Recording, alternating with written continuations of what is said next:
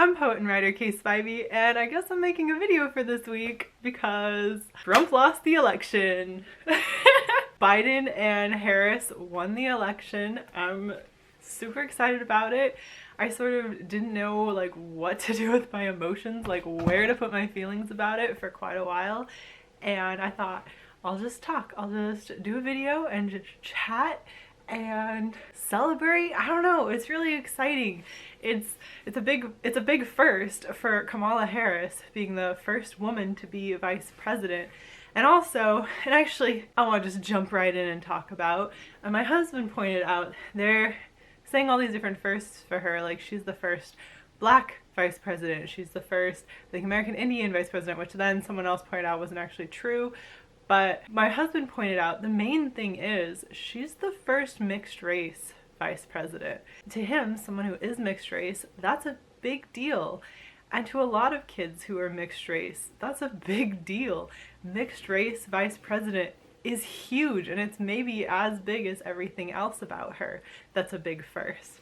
I mean, for someone like my husband, like he identifies Chinese because he grew up on his mostly with his mom's side of the family who is Chinese, but to a Chinese person he looks white.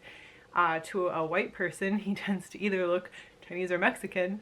To a Mexican person he often looks Chinese, but it's sort of that vague identity where you're not like just one thing. It means a lot to have representation of other people who are not just one thing, who don't fit into just one box, and who maybe don't fit into any box. First woman vice president, I mean, like there's so many good things, there's so many good vibes going on right now with all of the different firsts. It is really exciting. Everyone keeps saying there's still so much work to do, like there's so many things to undo, there's so much hate that's been sown for the past 4 years, there's so much legislation that's either gone through or not, or gotten rid of that we need to bring back, or that we need to then get rid of, just to kind of bring the country back to a baseline.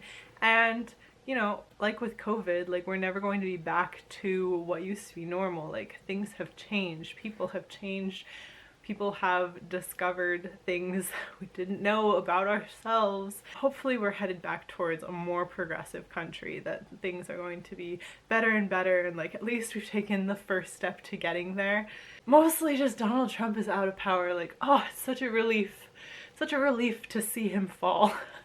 I've been seeing all kinds of messages being really like, oh, remember to like treat your Trump supporter friends, as though I have any more Trump supporter friends. Like if you still support him and we're friends, it's because I don't know about it, so stop hiding it and please leave my friend circle, basically is what I'm saying.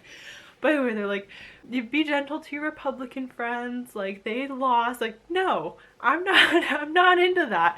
I tried to be gracious, tried to take the high road, did all of that. You know what? Y'all fucked up the country for 4 years. So no, I'm not taking the high road. I'm pretty pleased. And all of these just like people who were so happy that they were, you know, able to be outwardly racist and then be praised by the president, and like outwardly violent and like not wear their mask, and they were so proud of it and so proud of putting other people in danger, are suddenly like, oh, be kind to me, my feelings are hurt. No, you can go fuck yourself.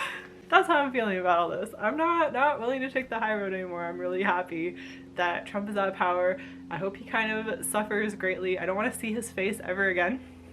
Don't want to see it. Don't want to hear him speak. Not going to watch anything with him on it. I don't want to hear people talking about him.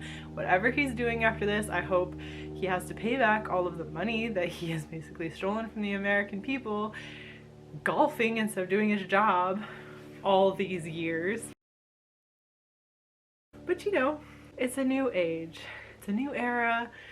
We have some compassion back into the White House, like for all the things, like I wasn't so convinced of Joe Biden that he'd be a good president, but you know, one of the things that more and more I've been convinced that he is a good guy. Like he's an understanding person, he is willing to learn and to change and to grow, and I think if he's bringing that to the White House, that is a wonderful first step. Like he's willing to listen, and he's willing to change his perspective based on new information, which obviously isn't something Trump ever did, but is actually, it's pretty progressive. You know, having a woman vice president, this is gonna be big. This is gonna be huge. Like, we're in a new part of history. We're always in a new part of history, but at least there's this one little silver lining. It's not the whole country on fire. It's not the whole world dying of pandemic. It's one little good thing. So that's really nice. I have been doing NaNoWriMo.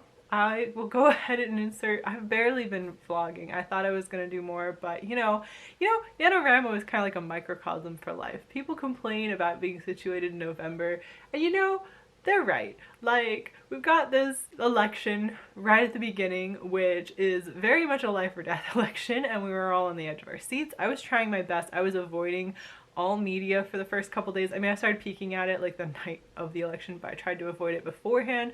I tried to only look once or twice until there were actually results, and then mostly a friend just texted me like, "Did you see?" And then I looked, and then I knew that we had won.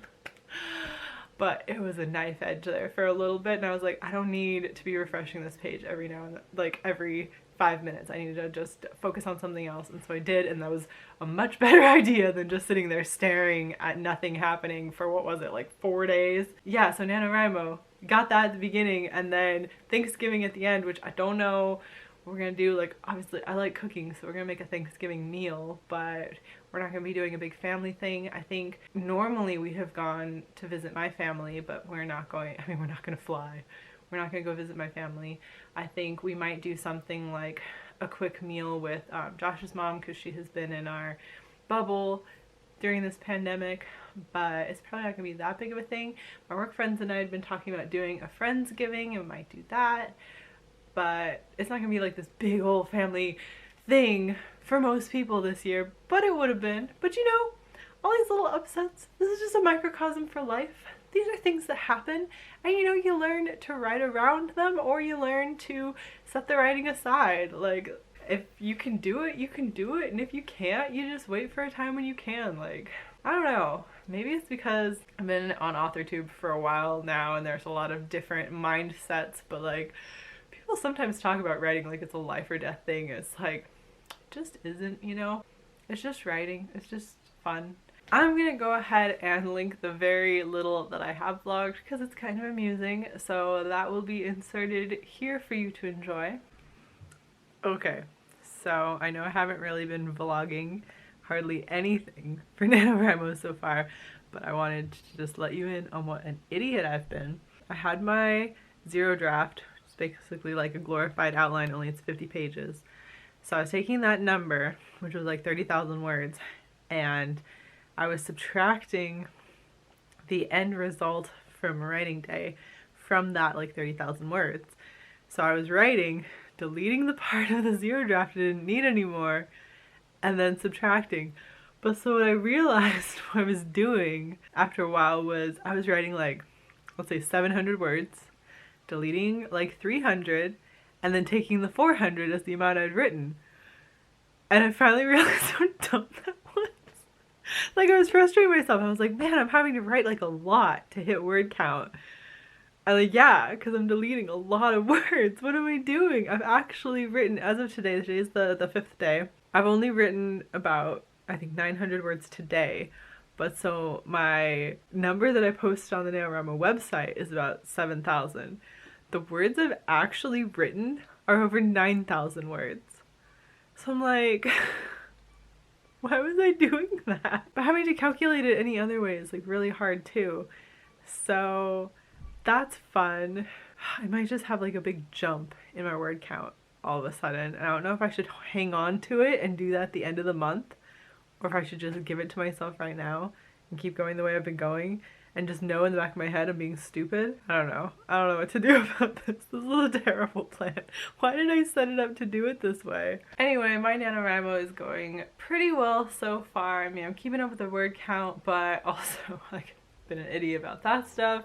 And then I also just didn't realize how research heavy this was going to be. Doing something that's a little more nonfiction, like I have to remember places and events and distances and things like that. So I've been doing a lot of research. To some extent, I've kind of lost the story. Like, I'm writing the events as they happen. I'm trying to flesh out the entirety of like my time in England.